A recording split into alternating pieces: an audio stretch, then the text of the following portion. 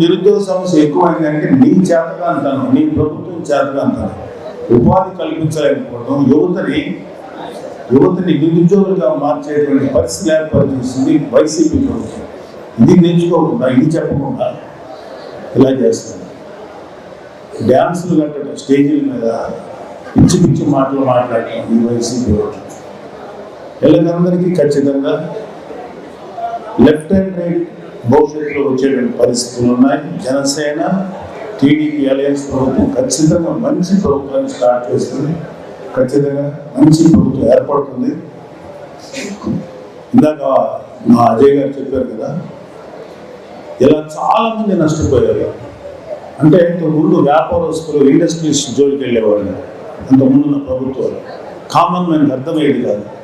ఏదో జరిగింది అంటే లంచగొండితనం, లక్షల కోట్లు తిన్నా సరే మనకి ఎవరికి పెద్ద వాళ్ళకి ప్రాబ్లం లేదు. దానికి ఇండైరెక్ట్గా పరోక్షంగా మనకి ఎంత నష్టం జరుగుతుందో మన అడుగుతూ తెలియదు. మన రేట్లు పెరుగుతాయి, మన పన్నులు పెరుగుతాయి, ఇవన్నీ కూడా పట్టించుకోరు. కానీ మన ఇంటి స్థలం ఒక అడుగు కబ్జా చేస్తే కోపం వస్తుంది, మన ఇంటి మీద చెత్త పన్నేస్తే కోపం వస్తుంది. సరే అది కూడా వదిలేస్తే అలాంటివి కూడా చేసి కామన్ మ్యాన్ కూడా సామాన్యుడైనటువంటి మనిషి జోలికి కూడా వచ్చి వాళ్ళను కూడా టార్చర్ చేస్తున్నది ఈ వైసీపీ ప్రభుత్వం. ఎవడైతే సామాన్య మానవుడి మనిషి జోలికి వచ్చాడో ఆ ప్రభుత్వం గొప్ప కూలిపోవడం ఖాయం. ఇది పక్క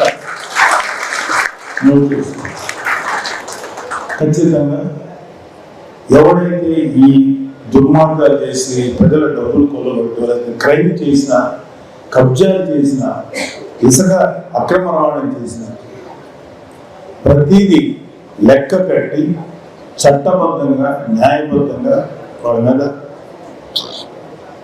యాక్షన్ తీసుకోవడం మాత్రం తప్పు. ఎందుకంటే ఇలా చేసి ఎవరెవరికి అన్యాయం జరిగిందో వాళ్ళకి న్యాయం చేయడానికి జనసేన టీడీపీ అలయన్స్ ముందుకు రాబోతుంది.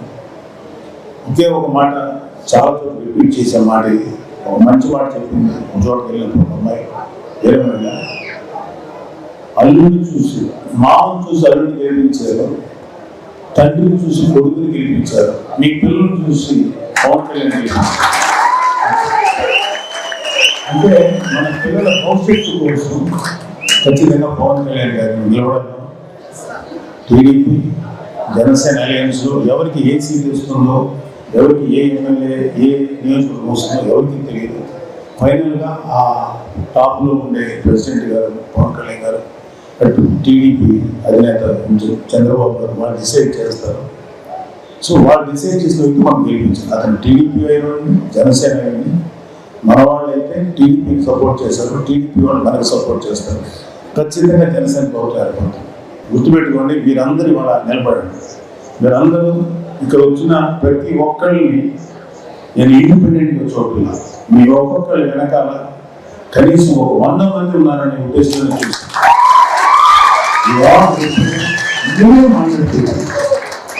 ఫర్ ఎగ్జాంపుల్ మౌనిక లాంటి అమ్మాయి, ఆవిడ శాంతికళ గారు, ఆవిడ వీళ్ళతో చాలా మంది ఉండొచ్చు. కానీ ఇక్కడ ఎవరిని తక్కువ చేయడం, మీ వెనకాల ఒకరి వెనకాల 1000 మంది ఉండొచ్చు.